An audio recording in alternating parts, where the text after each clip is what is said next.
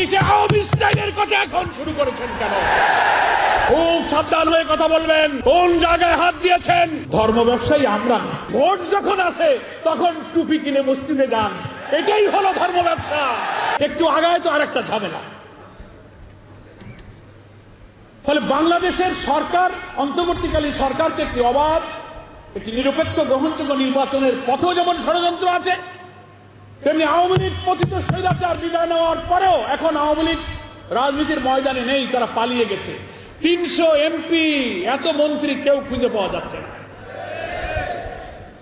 ওরা জামাত ইসলামীকে যেভাবে দমন করে ফাঁসি দিয়ে আওয়ামী স্টাইলে জামাতের বিরুদ্ধে লেগেছিল, আওয়ামী লীগ রাজনীতির ময়দান থেকে হারিয়ে গেল। এখন নতুন করে ষড়যন্ত্র হচ্ছে, শুধু দেশের বিরুদ্ধে নয়, জামাতের বিরুদ্ধে আওয়ামী স্টাইলে বিরোধিতা শুরু হয়েছে। আমরা এই সমস্ত ষড়যন্ত্রকারীদের বলতে চাই, আওয়ামী লীগ ক্ষমতা রাজনীতি থেকে বিদায় নিলেও আপনারা যারা আওয়ামী স্টাইলে আবার জামাতের সমালোচনা শুরু করেছেন, আপনাদের কথার বন্ধ থেকে, কথার ভেতর থেকে কিন্তু ফ্যাসিবাদের গন্ধ পাওয়া যায়। ওরা জামাত ইসলামীকে ধর্ম ব্যবসায়ী বলেছিল, ওরা স্বাধীনতা বিরোধী বলেছিল, ওরা ৭১ বলেছিল। আপনি সে আওয়ামী স্টাইলের কথা এখন শুরু করেছেন কেন? জামাত ইসলামের বিরুদ্ধে যারা ষড়যন্ত্র করেছে, ইতিহাসে তারা পতিত স্বৈরাচার হয়ে বিদায় গ্রহণ করেছে। খুব সাবধান হয়ে কথা বলবেন। কোন জায়গায় হাত দিয়েছেন? যে মহান আন্দোলনের প্রতি আল্লাহর করুণা এবং ক্ষমা, বড় বড় শক্তিধররা এই আন্দোলনকে নির্মূল করার চেষ্টা করে নিজেরাই নির্মূল হয়ে গেছেন।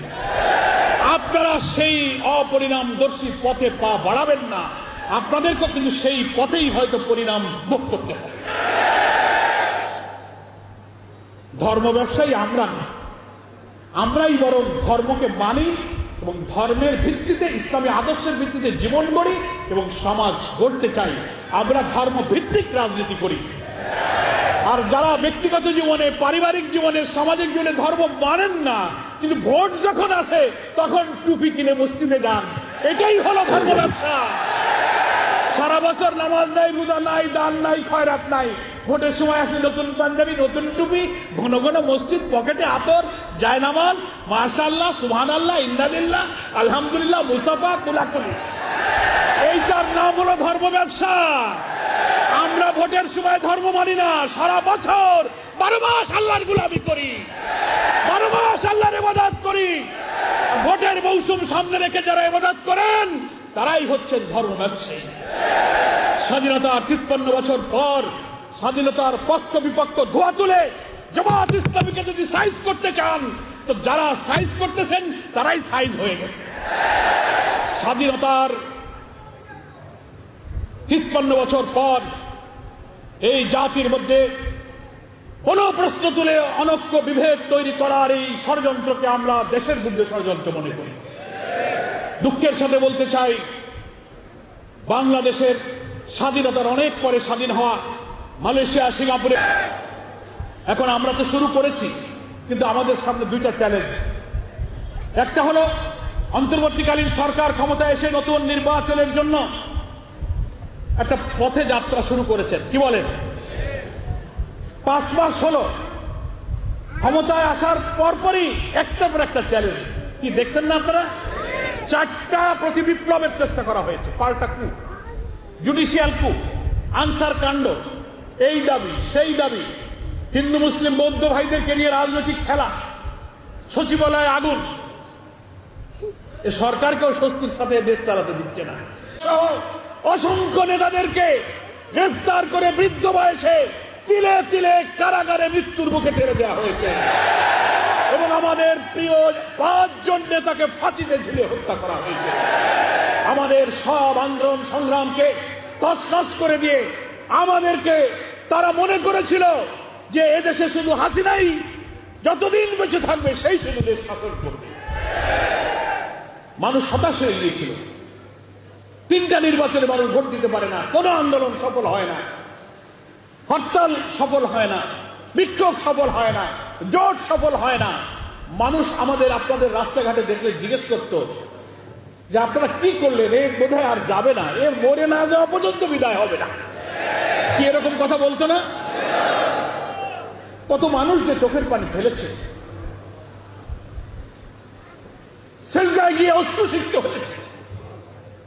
দেশে বিদেশে প্রবাসী বাংলাদেশি এবং ইসলামী আন্দোলনের বন্ধুরাও আমাকে ফোন করে বলেছে, কাবার চত্বরে আল্লাহর কাছে গিয়ে কেঁদেছে আল্লাহর ঘর ধরে, এই জালেম থেকে আল্লাহ তুমি দেশকে হেফাজত করো।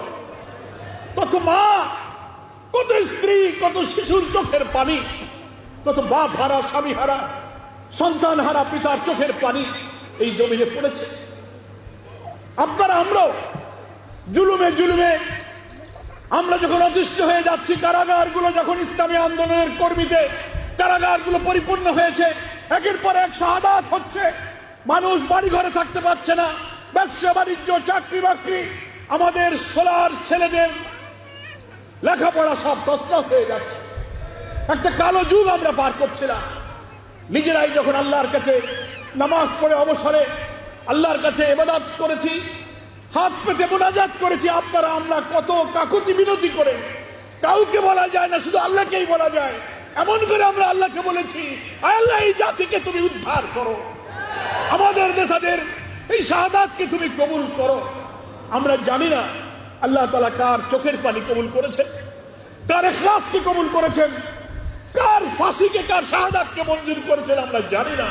কিন্তু 24-এর 5 আগস্ট আসমানের মালিক আমাদের রব আসমান থেকে জাতির জন্য করুণা এবং রহমতের ধারা নাজিল করলেন। আলহামদুলিল্লাহ। হাসিনা যা ইচ্ছা করেছিল, হাসিনার ইচ্ছা পূরণ হয়নি। আল্লাহ তাআলা কোরআন শরীফে বলেছেন, ওমা তাশাউনা ইল্লা আইয়াশা আল্লাহু রাব্বুল আলামিন, তোমাদের কোনো ইচ্ছাই পূরণ হয় না যতক্ষণ না আল্লাহ তাআলা তা ইচ্ছা না করেন। কি বলেন, ঠিক কিনা?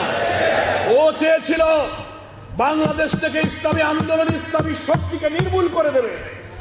যতদিন বেঁচে থাকবে কর্তৃত্ববাদী ফ্যাসিস্ট, সে একাই শাসন করবে, তার দল, তার পরিবার, তার সিন্ডিকেট ছাড়া ব্যবসা বাণিজ্য, চাকরি, পেশা, লেখাপড়া, ঠিকাদারি, কর্তৃত্ব আর কারো চলবে না, সেই শুধু করবে।